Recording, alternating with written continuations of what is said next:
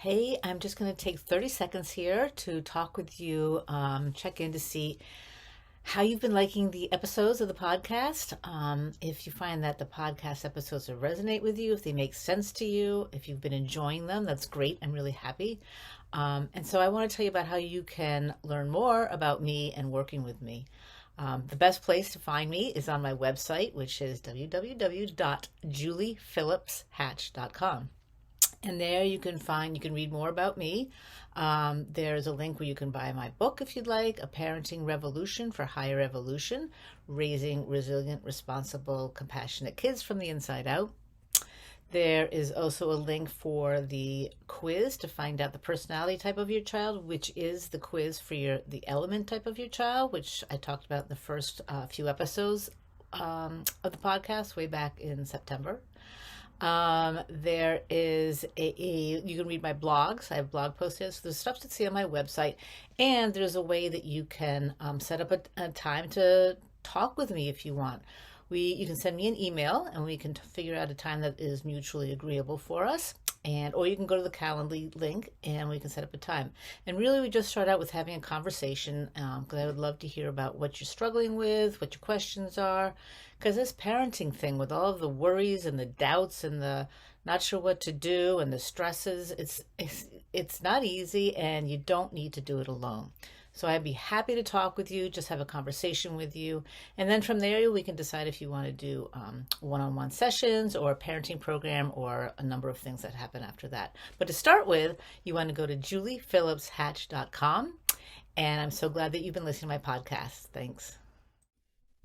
Welcome back to another episode of Mums on a Mission. I am your host, Julie Hatch, and glad to have you here today. I think that you will be really happy that you tuned in today because I've got two really interesting guests with me on this episode. And this is going to be a slightly different episode because we're going to diving into diversity and how it relates to really how it's super important to be raising kids in this world, this country these days I think there's a lot of racist tension.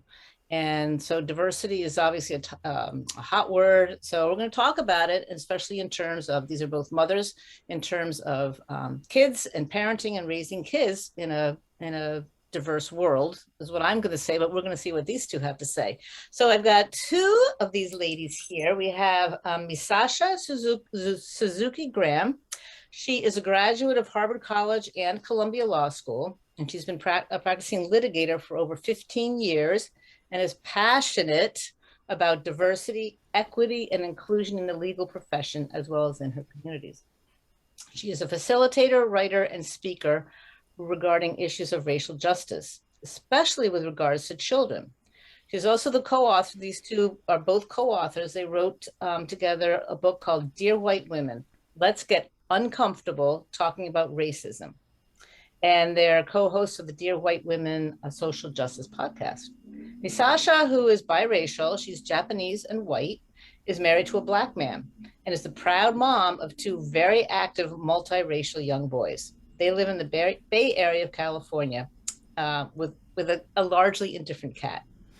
And then we have Sara Blanchard, who helps build community and connection through conscious conversations, which she does as a facilitator, a TEDx speaker, and a writer and a consultant as well. After graduating from Harvard and working at Goldman Sachs, Sara pursued the science and techniques of well-being and is a certified life coach and author of two books, Flex Mom and Dear White Women, Let's Get Uncomfortable Talking About Racism.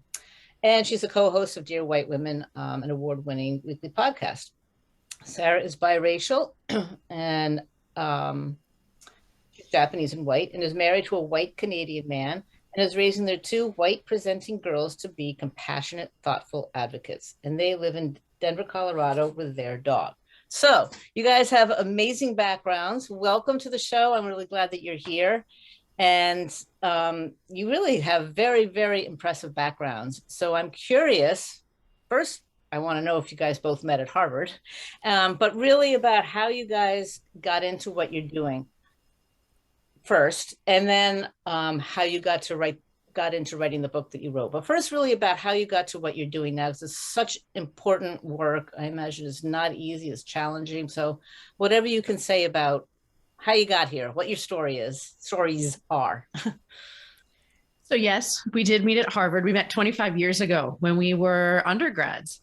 And who knew that this would set the stage for the work we're doing now? But we actually met walking out of a racial identity conversation. It was this group for biracial, what they called at the time, Half Asian People's Association.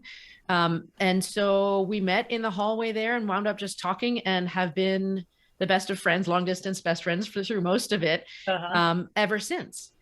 And in terms of the work that we're doing now, you heard Misasha's a lawyer, I'm a life coach. We've gone through different iterations of our careers, but as you do with best friends, your conversations sort of shift over the years. And when we both became mothers, we were realizing that we had, obviously as parents, you have a lot of hopes, dreams, and fears for your kids, but different topics of conversation were coming up when we were talking about Misasha's children, who the world sees as Black, and my children, who the world sees as white. And being biracial, we've both been able to float around through largely white circles and hear what conversations are happening and what conversations are not happening. And we realized some of the things that we were talking about behind the scenes were not coming up in those circles. And so we thought, well, what if we could bring this to sort of wider circles? And the podcast started in April of 2019. And as Misasha always sort of jokes, but I think we're sort of serious, we thought maybe we'd have 5 listeners, including our family, right? and here we are, almost entering year 3. We've grown so much, and we've expanded now to add the layer of our newly published book, Dear White Women, Let's Get Uncomfortable, talking about racism. Wonderful. Yeah. And just to give a quick background on the book, it was 2020. We all know what happened in 2020. Yep. And we were both doing the whole homeschooling, virtual schooling with the children. And this idea of writing a book came up. And it's a lot. Writing a book is a lot. And I was like, wow, are we really going to do this? Look, like the election's coming up. I don't know. But then I talked to Misasha on the phone, and her answer made it an instant, yes, of course we're going to do it. I don't know if you want to share that story. I figured you were waiting for me to jump in. Yeah, we've had this conversation maybe a couple times before, but she asked me why should we write this book now? And I said the first thing that came to mind, it's like those speed round of questions, right, where you just say immediately the first thing that comes to mind, and it is my truth, and it's my truth to this day. It's that I'm trying to save my kids' lives. Wow. And I think that is my personal why behind the podcast and the work as well. I think, when Sara was talking about the fears, right, the hopes and dreams and fears that we have for our kids, one of my largest fears is that my boys, or my husband, but my boys will walk out of our house one day and not come back simply because of the color of their skin. And I think that is a completely devastating fear for parents, because that's so much out of your control, right? You want to be the safety for your kids. You want to ensure fundamentally that your kids are safe and well. And I think we've seen that so much in these past 2 years, right? Of trying to figure out how we navigate that path. But this layer, this fear, is something that when my boys leave the house, right, they are in everyone else's hands in those moments. And so with regard to the book, I have said this before, and I maintain this to be true, that if one person buys this book and that person has the ability to make a choice at some point, whether be it my boys or kids who look like them, live or die in that moment, right? And they make a different choice based on that book or a conversation they've had based on our book, then it's all worth it. It's 100% worth it. And I think that cannot be understated. And for parents who do not have the same fear, right? You might not have the same fear. I think that fundamentally as parents and people who love children, right? That fear, the fact that some of us have that fear very viscerally on a daily basis should be enough to unite us to say, like, as long as one parent is having this fear, this can't be okay for us. And so I think that's finding those through lines, right, through humanity, through our common collective experience as humans is a theme of the podcast. It's a theme of the book, and that's really the heart-led approach that we focus on taking. That's very well said, because you give me goosebumps. You're practically bringing tears to my eyes, saying, to not see having whatever you have to go through when your kids leave is just horrible. Nobody should have to live in this country like that, or any country like that. So that's really very powerful. So just so the listeners know, the name of the book is Dear White Women, Let's Get Uncomfortable Talking About Racism. Can you talk a little bit about what the book says? It's sort of, the title sort of says what it's about, but can you say what it says in, I don't know, 2 minutes or less, whatever? Talk about speed rounds, right? After 2020 and the sort of air quote, like racial reckoning, the post George Floyd murder, a lot of books were out there. A lot of people reach for these books, and a lot of them are incredible. And a lot of them are also theoretical. And one of the things we kept getting questions about was, okay, I got it, but what do I do? And so this book is really aiming to answer that question for the people whose circles we float in, white women who I think, we underestimate how much influence we all have as women in our workplaces, in our PTAs, at our dining table, with our wallet power, with our voting power. And so we want to reach out to women and say, look, here are stories. So each chapter is dedicated. Well, let me back up and I'll say largely the book is written in 3 sections.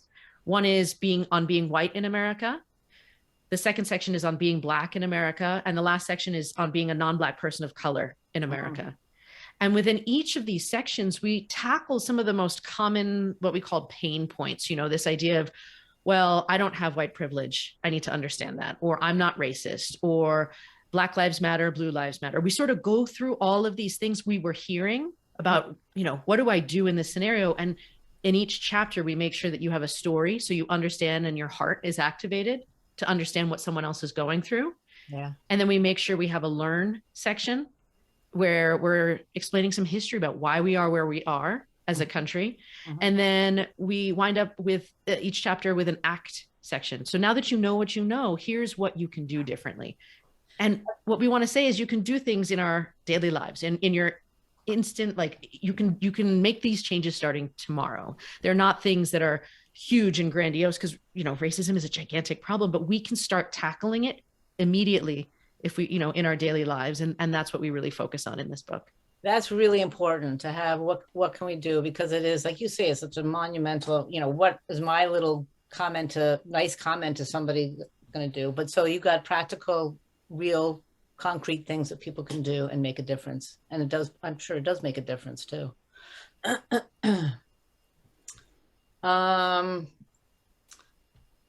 Okay, so the topic of racism in general, which you may find out I'm not really comfortable talking about. I would be the first to say I'm not racist. But anyways, we had talked about that before we even got on the air here.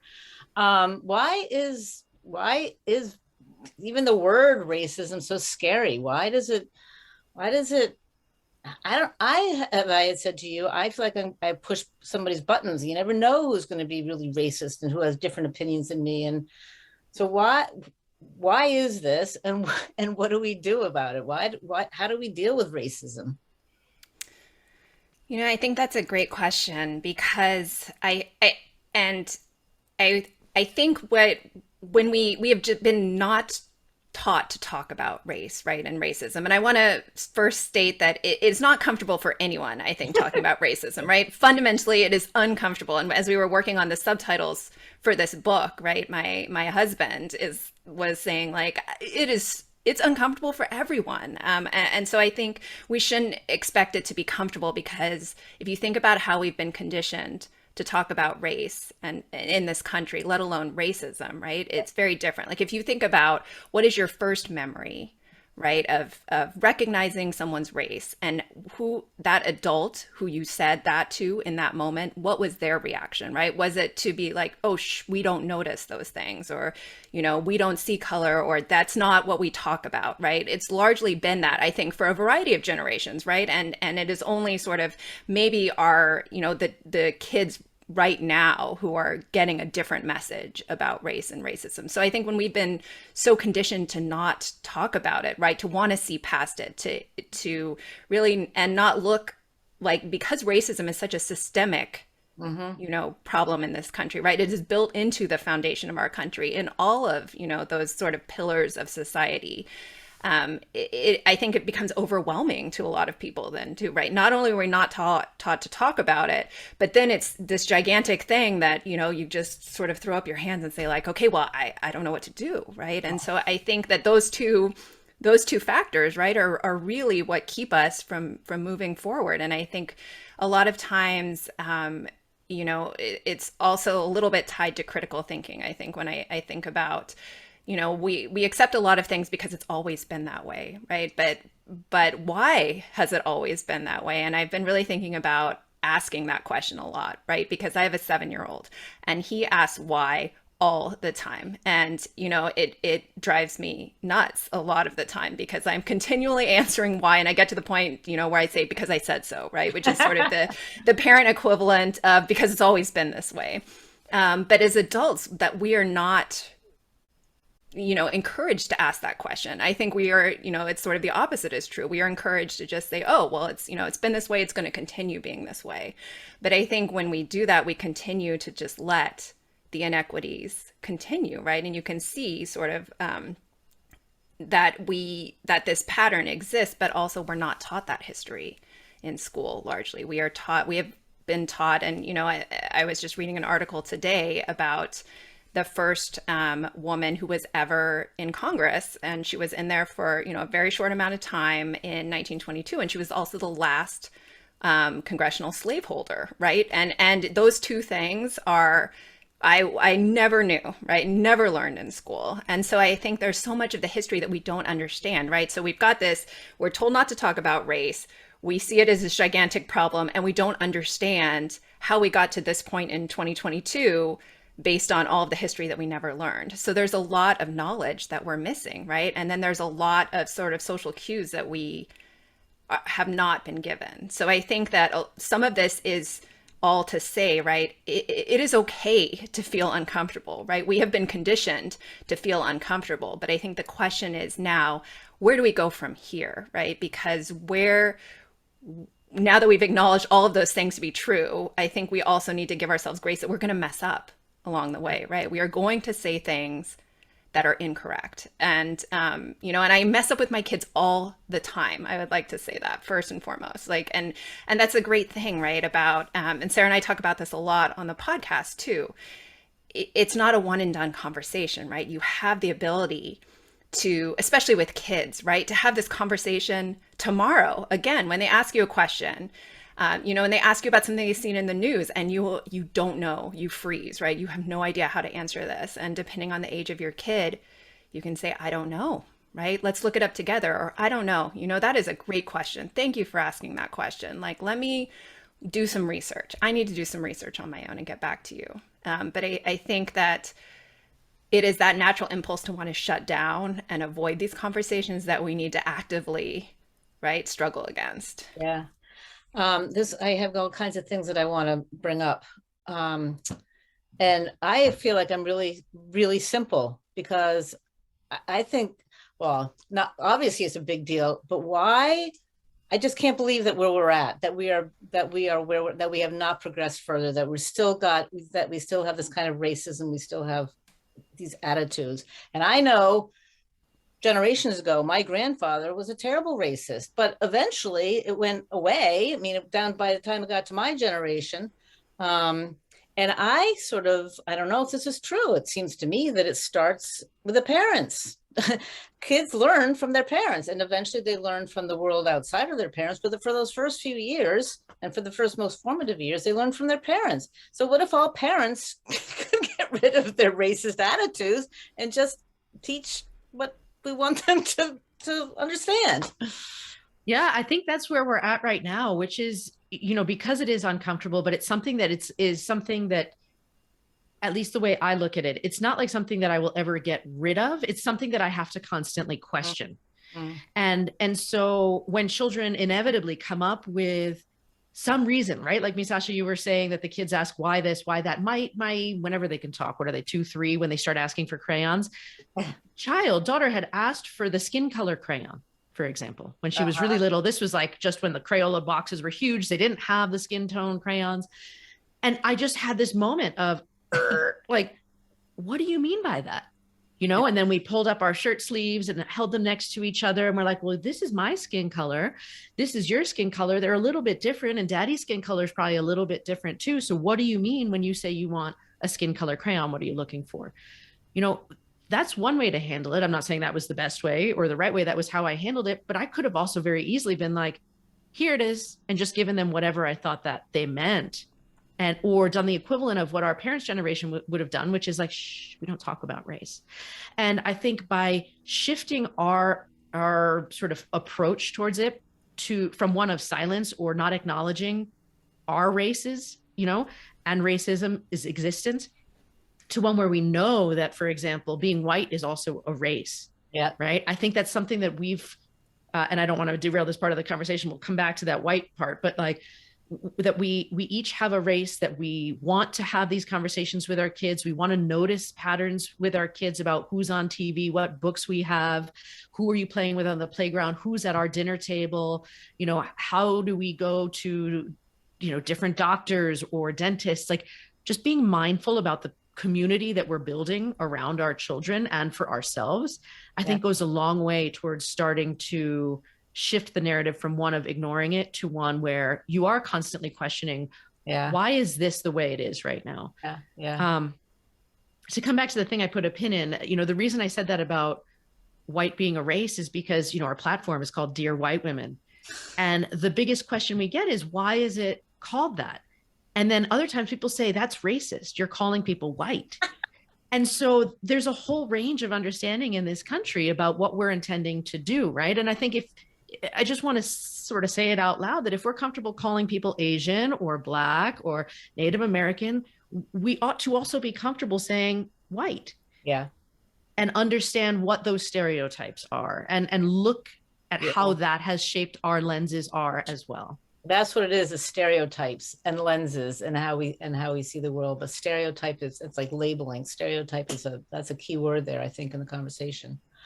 I sort of would like to just, what we were talking about before we came on, which I thought led to a great beginning of a conversation that I had told you guys that my youngest son, when he was in kindergarten, his best friend was biracial, had an African-American father and a white mother.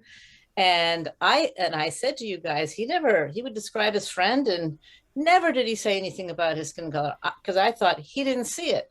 And you guys corrected me on that and say, yeah, they do, but it's not important to them or whatever it is. Can you sort of repeat what you said to me? Because I thought, well, my son isn't racist. He doesn't see him as he sees him as his equivalent, and he can be his equivalent, but he obviously has a different skin color, which I don't know. I just think that the whole thing is just crazy how just because of skin color makes them so that they are equal or not equal. But anyways, so I thought that my son, I thought it was great that he didn't see his friend as biracial, but that's not the case, right?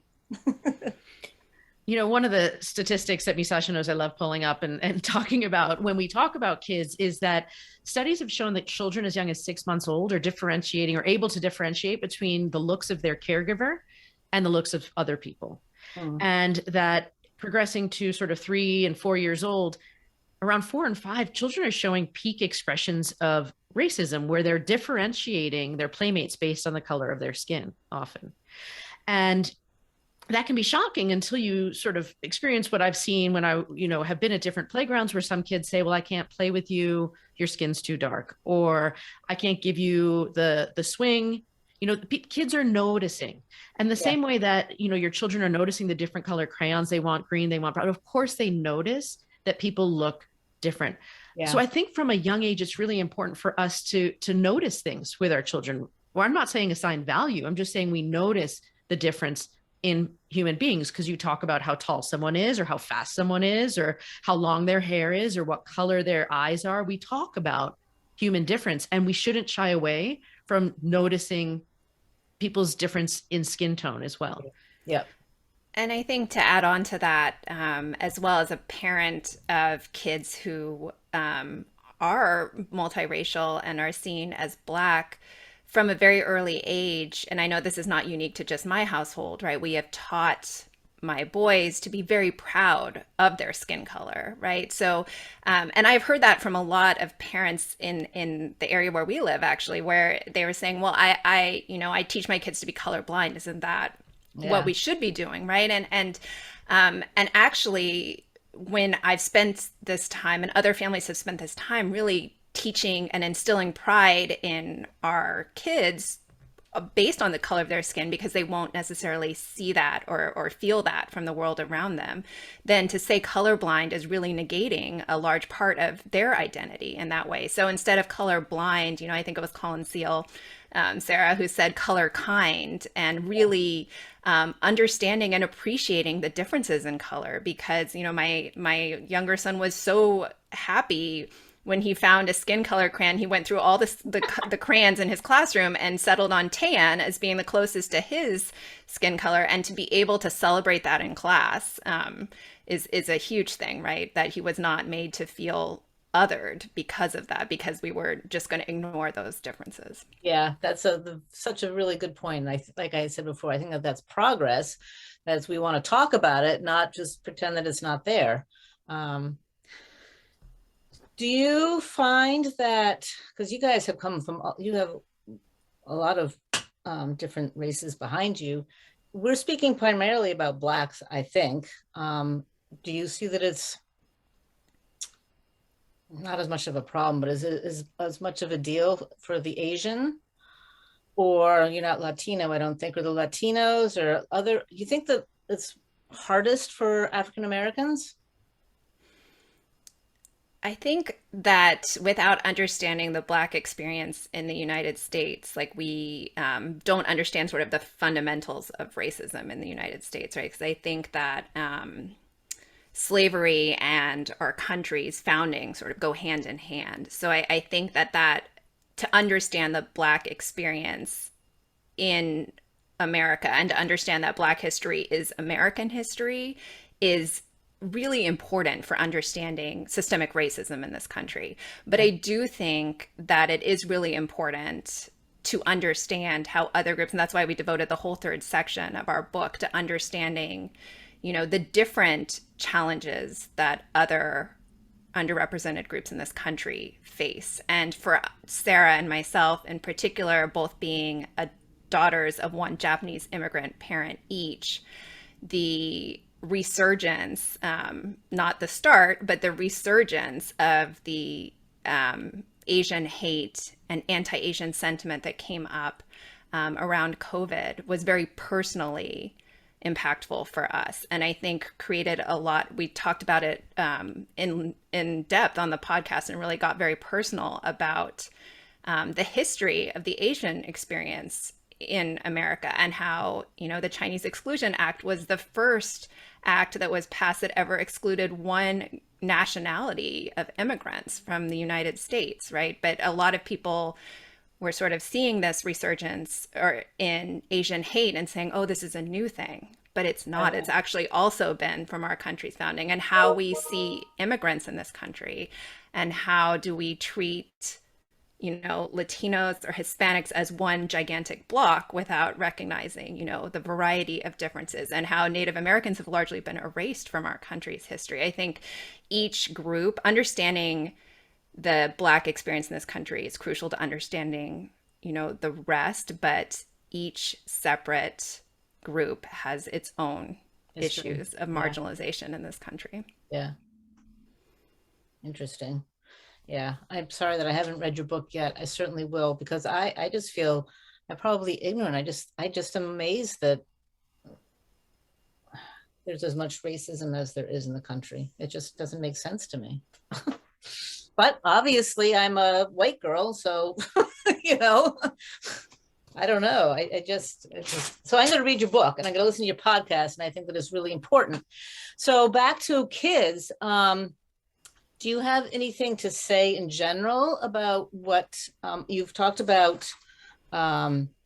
Opening up discussion, opening up dialogue with kids, and talking about skin color, and critical thinking about why we are where we're at and what has happened and why this is, or maybe not being able to understand why this is, like me. But anything else that you would suggest to parents about how to incorporate racism into their family life, and how to deal with it with their kids? I live in a very well, no, there's Portuguese around here. It's sort of a diversified country, state, not like California is. I don't know about Denver, but so anyways, what would you say to parents about some basics about how to address racism with kids, or to raise kids so that they're racially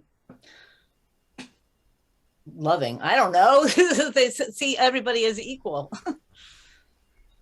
I mean, I think, Misasha touched on it before, but this idea of critical thinking and is a great skill for children to have anyway.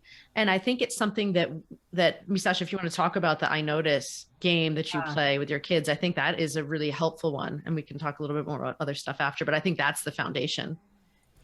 Yeah, I think using a simple tactic like I notice, right? And we do this in different ways. One example, unrelated to race, but gender, is I've said, I notice that we only watch, men's sports in this house. And why do you think that is? Why, and we talk about women's representation in sports, and why, the NBA and the WNBA, for example, are treated very differently in terms of, TV time. But once I started saying I notice enough, it's kind of like I Spy, right? Kids like love a good game. And so, my older son said to me last February, I noticed that in Black History Month, there are a lot of commercials showing Black families.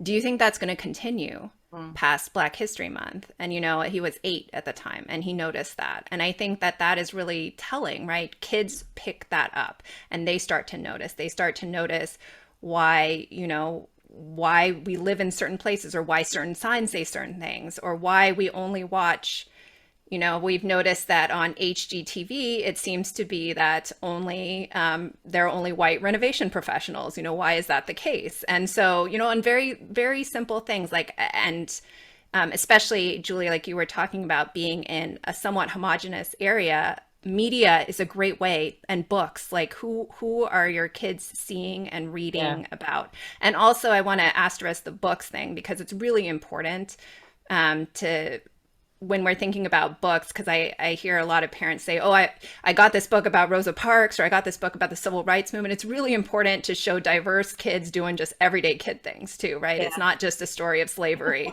or like, it's not just a story of oppression that you want kids to be reading about. Like, I don't want my kids reading about just about oppression.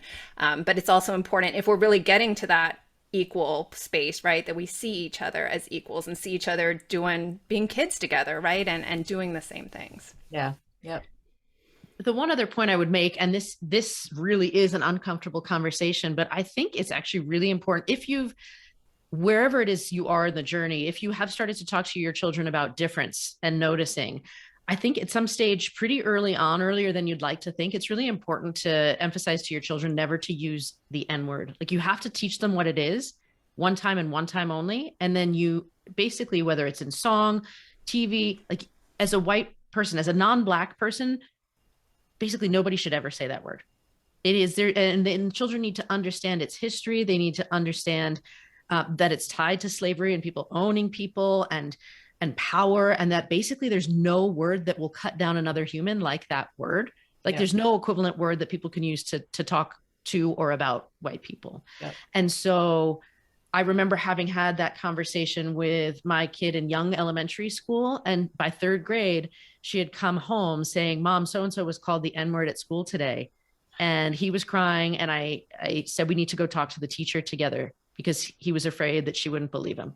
Wow. And so they went and they talked to the teacher. Like, children are being called that at a very young age, and it's a very formative, like foundational, from what I understand, like it's a story that you'll carry with you for the rest of your life if you the first time you're called that word. And so A, you don't want your child being the person to do that to someone else, but B, you want them to know not to use it and to look out for their friends.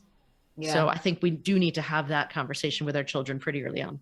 And you touched on why that's such a bad word also. There's a lot to it that I really, you just said a couple of things that I wasn't even aware of as to why it's such a bad word. Of course it is. It's a terrible word, but you alluded to more reasons as to why. So that's also helpful to kids. We have a whole chapter on that in the book too. So that's another reason to get it. Yeah, I think that the hate and the violence that word has tied to it, right, can't be understated. And it's, I know that there will be a day when my boys are called that, right? I am very realistic about that, because there was that day when my husband was called that, right, for the first time, and not for the last time, right? And I think what's also important is, as Sarah was talking about, right, when we teach our kids the hate and the violence behind that word, right, we also teach them how to be that upstander in a way, right? Because like in that moment where my kid is called that, right, for the first time,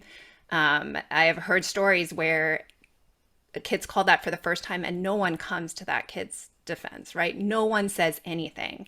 And I think that is those formative moments too, right? When as a kid, if you are being called the most hateful thing that you can potentially be called and no one comes to your defense, that says a lot. So I think I always think that in those moments, my kids might not have the voice to say what they need to say, but if your kids do have that voice and the ability to be listened to in spaces where my kids might not be able to, like, it's important to tell them about this word and teach them why it's so hateful, and then say, like, you can be that person that, depending on the scenario, right, and if you feel safe in that way, you can say, like, that's not okay, we do not say that word, or I'm going to help you tell the teacher, or I'm going to help you get an adult to help with this, right, to at least give your kid that agency in that moment to be that person, right? Let them know that that's okay to stand up and to help, and that in fact that's a great thing. It should be done. Okay, so I had just asked, and so I think we'll put it out here on the airwaves. Can you and I am confused. I ask people who are in the education system, what is critical race theory? I hear it being referred to, and I don't understand it. And people explain it, and I still don't understand it. So maybe could you guys try to explain it? Yeah, so critical race theory is sort of the intersection between race and law, right, in this country, and how race has impacted our legal structures and some of the legal framework in this country to create either unjust laws or racially based laws, and also how we fight for racial justice in this country. So I think it's really, and I was telling you before we hit record that I learned about this first in as an undergraduate, right? In a very theoretical field, and then again in law school. And it was always the application that I'm used to it being in is a very sort of understanding these two institutions, right? Or of law, and then the framework of racism being layered over that, or race, and how that interplay happens. And so I think when people are really upset about critical race theory in schools, it's largely because that full application isn't coming into your K through 12 education in the same way, and B, people don't understand what it is, or think that in some way it's, pinning racism as, the be all and end all of the focus, and that we are going to shame and guilt white people for the historical sort of repercussions of racism in this country, which is not what it is. It's really a lens of how to think about the interplay between how race has impacted our legal system in this country. Yeah, that is very different from what I understood, what you had said before about, so I didn't understand it that way. Okay, that's an important discernment, or way of defining it and explaining it. Well, and I'm glad you asked the question, because I've seen like sort of social media clips here and there where people are asked, what do you think about critical race theory? And they're like, no, it shouldn't be taught in schools. And people sort of really vocally oppose it, but then they're asked what it is and they don't know what it is. And I think that goes back to our conversation earlier about critical thinking and our request, our hope that more people ask why or seek to understand before they jump to judgment. Because I think that's a really important piece in a lot of the decisions that are going to be coming up, things that have already happened, and sort of how we will choose to move forward. We really want people to look to understand before judging. Yeah, yeah. And I would add on the critical race theory and sort of understanding that framework part, I think the great part about critical race theory, or really examining racism and history, be it like legal and laws and how they impact, how things work or otherwise, is that for a lot of people, I think there's a big separation mentally between slavery, for example, or things that happened, a long time ago, right? And I'm putting that in quotes because people are like, well, it's 2022, slavery, no one has slaves anymore. So we should be done talking about this. And I think that this is the historian me, and being a granddaughter of a historian, like I really love this, but it ignores the links that we have, right? And between the past and how we are where we are today. And I was reading this great quote about democracy, right? And democracy really needs history, right? Because history teaches us about the mistakes that we've made. And so I think that if we are looking at and this is going to get a little like theoretical, but if we're looking at our nation as being like a strong democracy, or hopefully become, trying to be a democracy, then we need those historical links. And it's not good enough to say like, well, that was in the past, because it directly, if you think about things that you did when you were a child, to take this into like a personal level, right? Those issues or mistakes that you made as a child impact who you are today as an adult. And I think that is very similar in how and if you don't deal with those mistakes, right, how that manifests itself in your adult behaviors. And I think we have done this largely as a nation, tried to look the other way or say, well, that's in the past. And so to be able to have this understanding, and our kids to have this understanding early on, means that we can build this stronger community towards real equity and equality. Yeah. And I think on that point, for example, I think it's important, Julie, you mentioned that your son's like young friend was biracial, of mixed race heritage. Until the 1970s, people were not allowed to marry outside their race in the United States. Like, that's the 1970s. That was not a long time ago, right?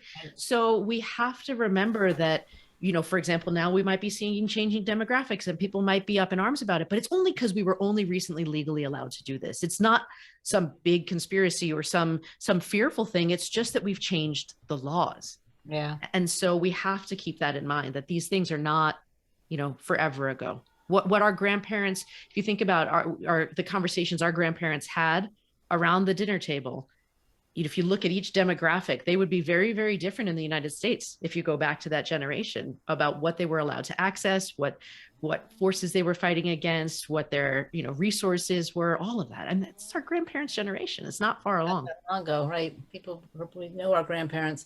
I just fear that, as you had talked about, mistakes that have been made, like when you make a mistake as a kid, hopefully you learn from it and you don't repeat it.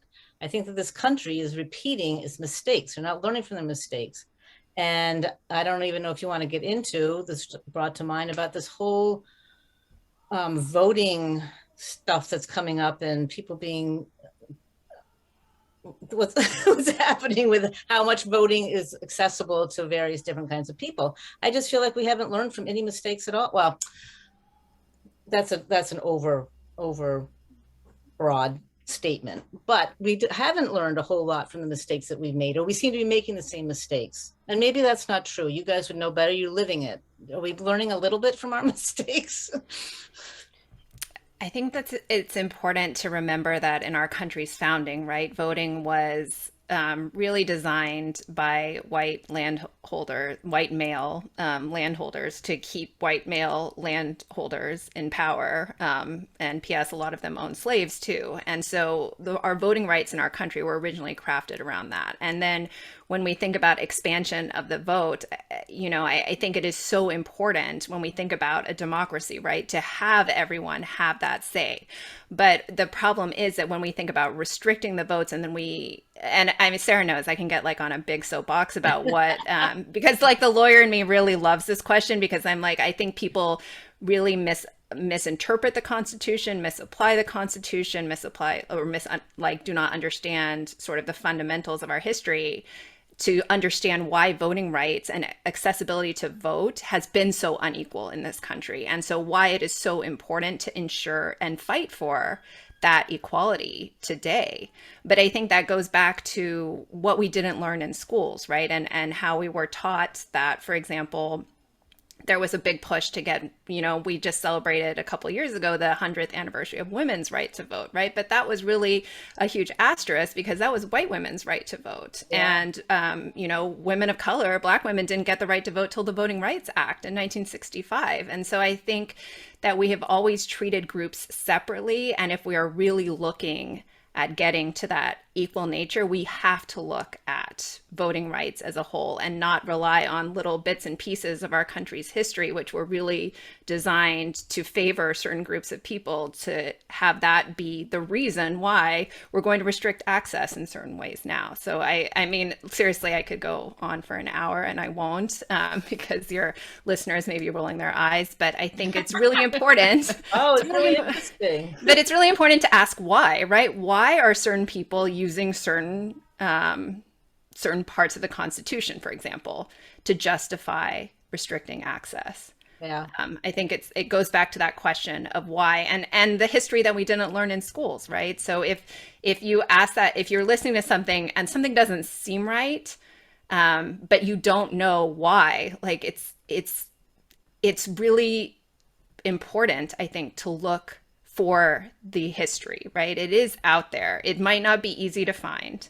And it might require a little bit of digging. And it's important to look at all the sources too, I think, which is, not to form your hypothesis and then find the source that fits it, because I think we've seen that happen on a whole host of levels with a whole range of issues. Yeah. But I think that self-education, the more you can do that, right, and really think about what biases you have, right? What do you think about certain things? What do you hold? Because we all have them, right? We all have biases. Yeah. We grew up with them. We have had them instilled into us in different ways. And so if we're going to ask why, we need to challenge those. And all of that prep is going to set us up for having those conversations with our kids, because our kids will come to us and ask, why are voting rights such a huge issue? Why doesn't everyone, have the right to vote? Why are we restricting felons, right, from voting in certain states? And I think that'll be like, you're like, great, I've got all the answers because I did all this work. Or maybe, I don't know, right, but I'm going to do this research. And, if your kid is old enough to want to do this research together, let's do it together. Because I think that openness and that receptiveness to even having that conversation starts with you feeling, good enough about yourself and your own knowledge to want to be open to doing that. Yep. And at least being willing to understand what you don't know and to say, I don't know, and let's look into it. Yeah.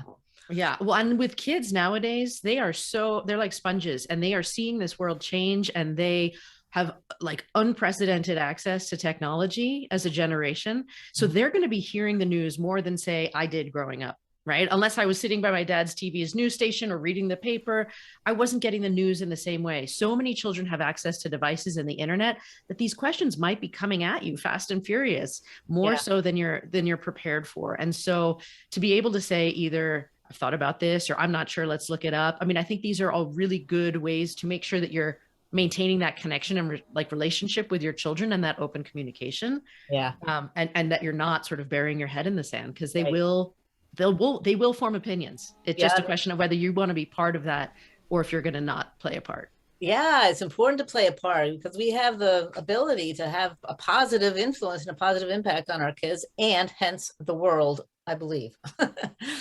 Well, you guys have kids. I don't want to take up any more of your time. Somehow no kids have appeared in the background. Sometimes miracles happen. It's a miracle. It's literally a miracle. So I want to thank you both, Misasha and Sara. They are co-authors and co-producers of a podcast called Dear White Women. Let's Get Uncomfortable Talking About Racism. And that is the name of your podcast also. Is that true? Or just the podcast is called Dear White Women. Okay, Dear White Women Podcast, and then the book. And I'm going to get off and go on Amazon and order the hard copy of this book, because I don't like ebooks so much. So I thank you very much both for being here. It's been really and it's really just the tip of the iceberg, as you have said. This is not a one conversation deal. It needs to be a multi. So we can all tune into your Dear White Women podcast and hear more about it, because it's super, super important. So thank you for taking the time and being here. So I am going to sign out, and thank you all for being here, listening and watching. And I'll see you next week. Thanks.